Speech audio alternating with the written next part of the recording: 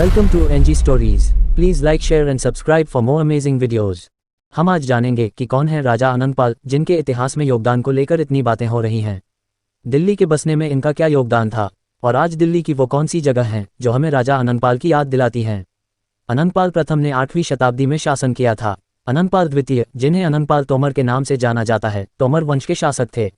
उन्हें 11वीं शताब्दी में दिल्ली की स्थापना करने और उसे बसाने के लिए जाना जाता है।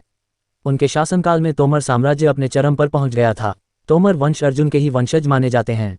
पांडवों के भाई अर्जुन के बेटे अभिमन्यु हुए और अभिमन्यु के बेटे परीक्षित हुए और परीक्षित के बेटे जन्मेजय हुए, जिसके बाद जन्मेजय से ही चला तोमर वंश। कथित तौर पर तोमर वंश 5वीं-6वीं शताब्दी तक हिमालय के क्षेत्रों में रहे और फिर वे नीचे की ओर उतरे और फिर धीरे धीरे हरियाणा तक पहुंचे। वे कुछ राजाओं के जागीरदार भी रहे और हरियाणा से दक्षिण की तरफ बढ़े। इस तरीके से इन्होंने धीरे धीरे अपना विस्तार बढ़ाया। इन्होंने अपने पूर्वजों द्वारा बसाए इंद्रप्रस्थ नगरी को फिर से नए सिरे से बसाया।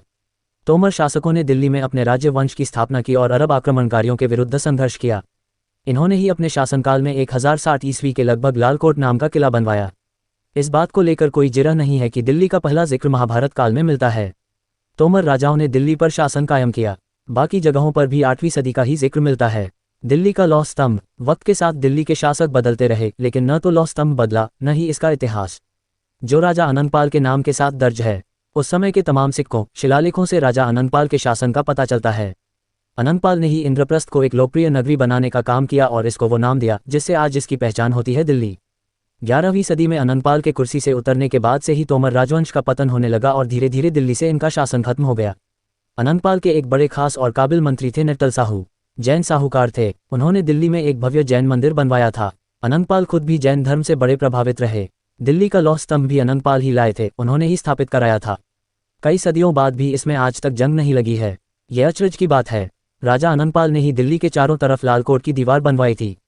अनंगपाल द्वितीय के शासन का जिक्र चंद बरदाई के लिखे पृथ्वीराज रासो में भी मिलता है। इसमें अनंगपाल को दिल्ली का संस्थापक बताया गया है। अनंगपाल के बाद 3 तोमर राजा दिल्ली की गद्दी पर बैठे, लेकिन तोमर राजवंश के शासन को मजबूत नहीं कर सके। अनंगपाल के वंश से ही निकले थे प्रतापी राजा पृथ्वीराज चौहान। वे अनंगपाल के पोते लगते थे। पृथ्वीराज चौहान अंतिम हिंदू शासक रहे और उन्हीं के साथ कई छोटे बड़े हिस्सों में फैले तोमर वंश के शासन का अंत हो गया। अपने इतिहास को जानने के लिए हमारा चैनल सब्सक्राइब करें। धन्यवाद।